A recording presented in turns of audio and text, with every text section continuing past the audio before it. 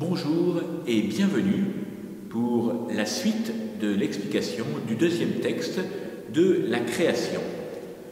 Nous reprenons à partir du verset 18.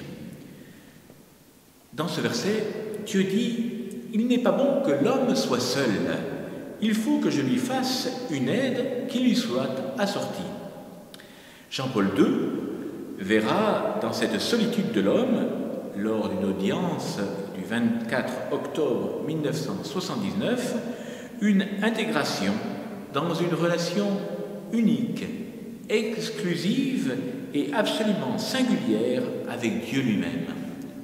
L'homme seul prend conscience de son propre corps qu'il distingue du monde animal et le fait être une personne.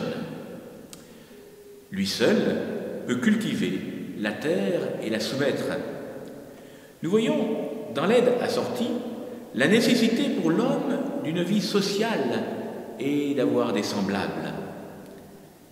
Alors, au verset 19, les animaux sont façonnés du sol comme l'homme, mais on ne parle pas d'haleine de vie pour eux, même si, comme pour l'homme, ils dépendent du souffle de vie, comme nous l'avons déjà dit dans le psaume 103, versets 29-30, « Tu reprends leur souffle, ils expirent. » Les animaux marins, vous l'avez remarqué, ne figurent pas dans ce récit, car il ne peut y avoir de compagnonnage entre les êtres qui sont sous l'eau et l'homme qui vit sur la terre.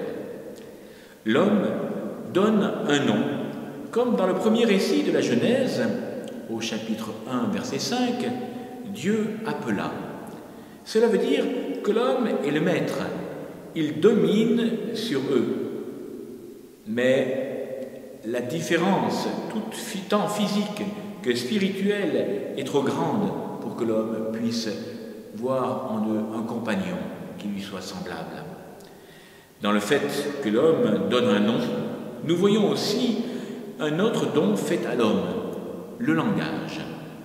De plus, dans la Bible, le nom a une grande importance, car il exprime l'être d'une personne ou d'une chose. Enfin, au verset 21, arrive la dernière créature formée spécialement pour l'homme.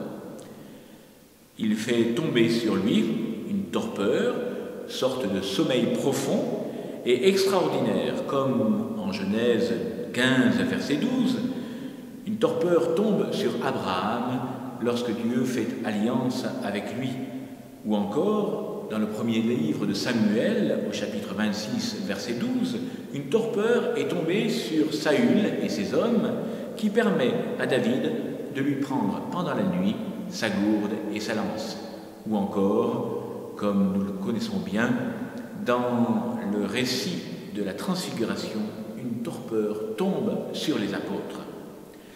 L'œuvre de Dieu se déroule dans le mystère, et l'homme ne connaît que le merveilleux résultat.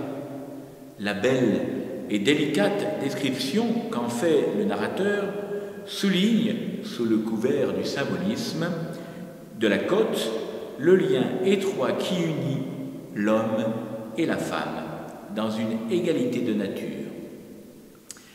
Saint Augustin dit, sous forme d'interrogation, dans le commentaire du psaume 41, verset 9, « Quand elle fut-elle créée ?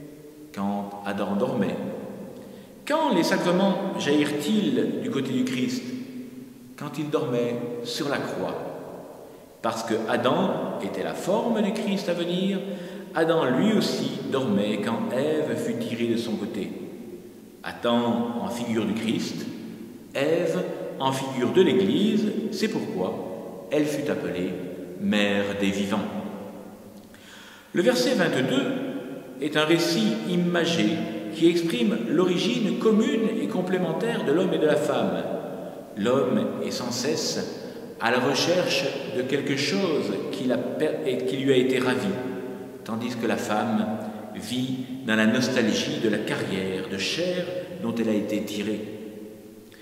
Au verset 23, le premier cri de l'homme et celle-ci, répétée par 3 fois, pour différents motifs qui font de l'homme l'être de la femme, l'être le plus proche de l'homme.